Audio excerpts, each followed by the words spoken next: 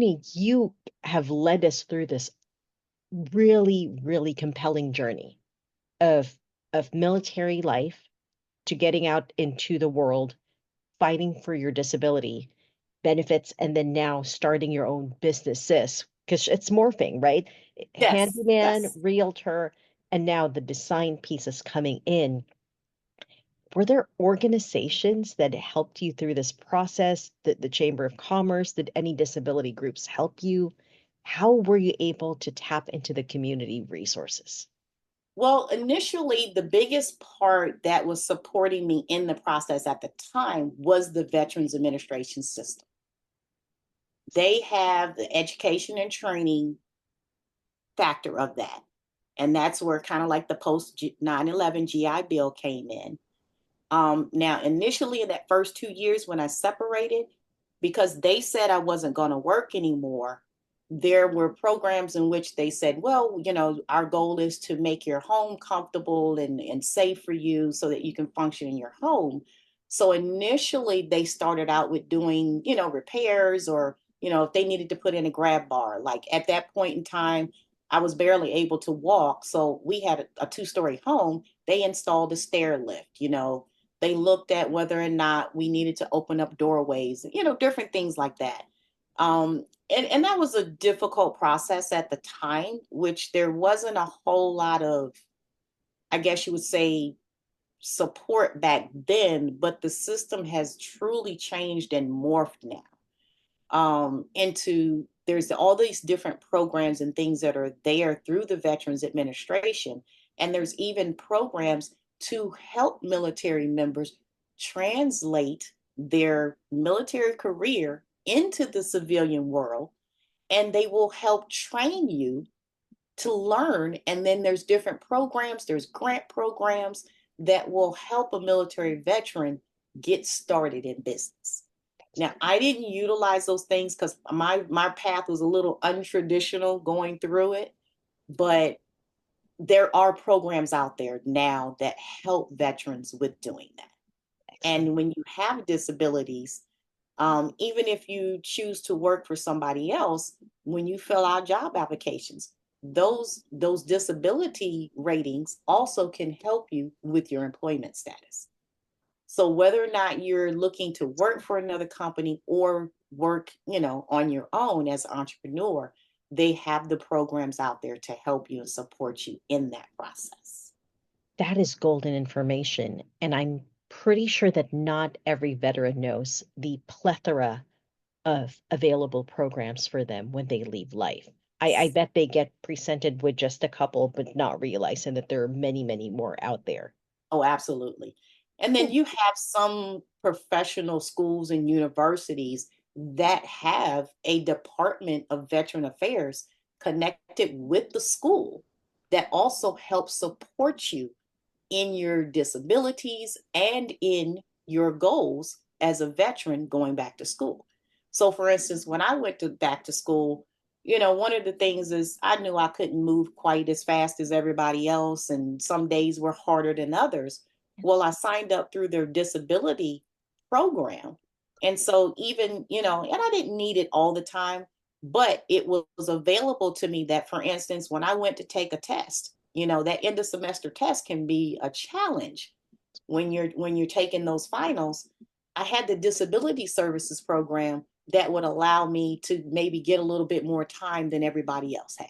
So depending on what your situation is, what your disability is, those disability programs help and support you to get you through your college degree. That is wonderful.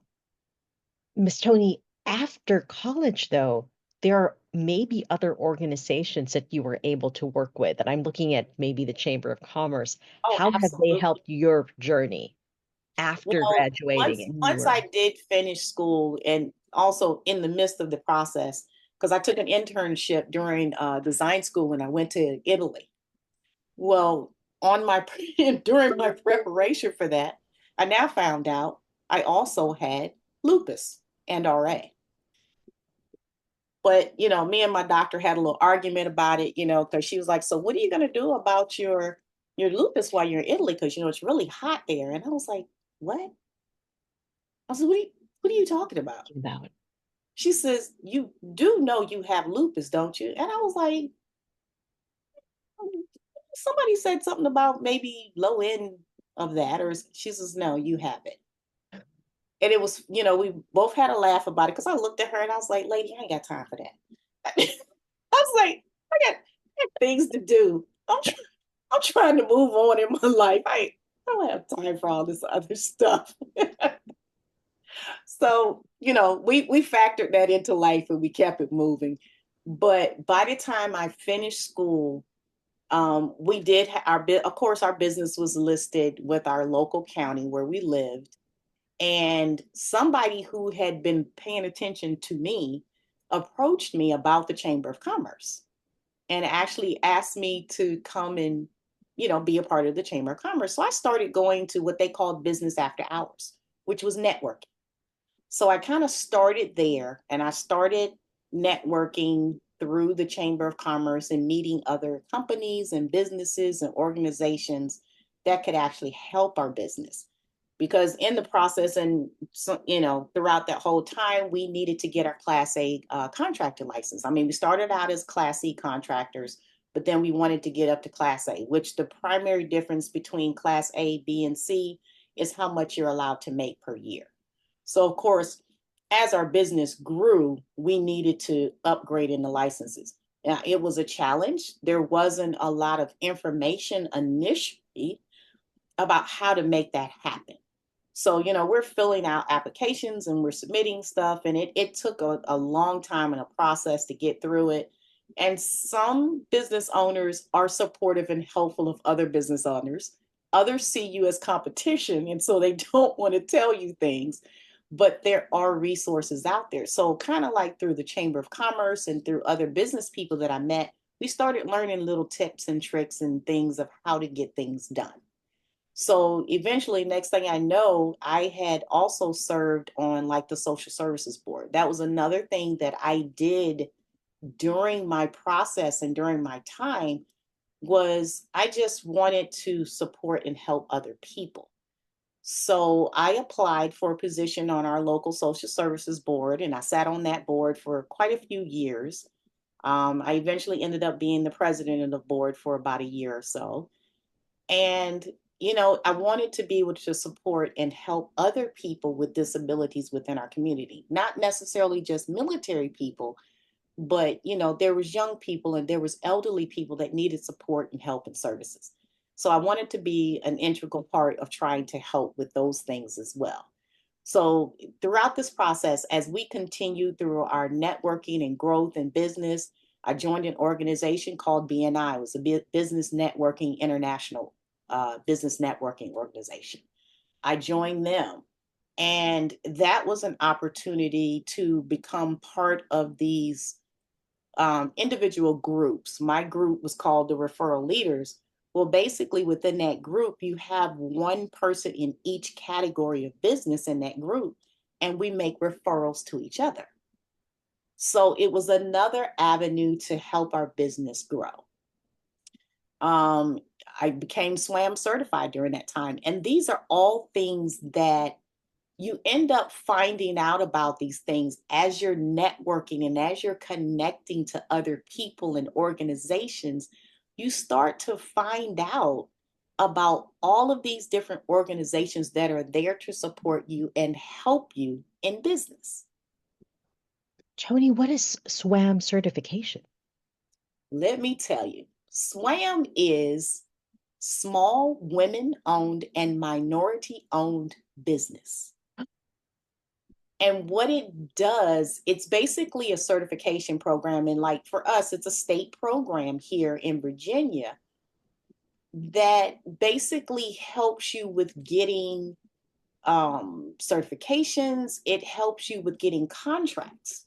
So, like, for instance, the government is required to give so many contracts to small businesses, to minority business, to women-owned businesses.